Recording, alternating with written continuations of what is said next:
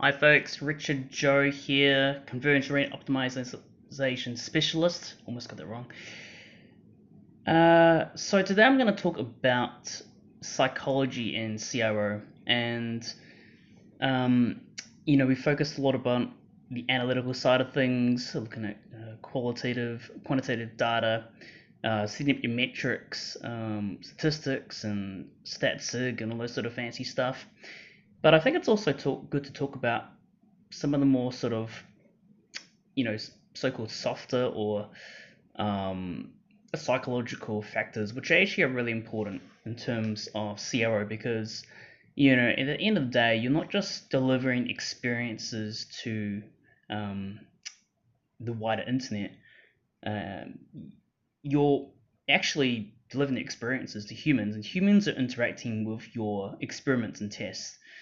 And humans have emotions, and they're not always irrational. They're always not always irrational. I mean, so I think it's important to talk about this first of all in terms of how your brain can be divided. So you can think of your brain in two ways, or divided into two parts. One is the system one, and the other part is system two.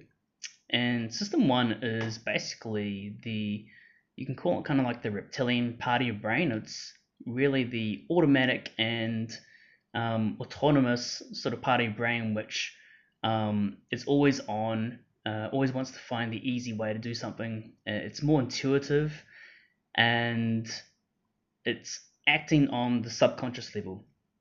And then you've got the other part of your brain, which is known as system two, which tends to be the more kind of cerebral, rational, logical part of your brain, which is really focused on facts and deductive reasoning, those sort of things.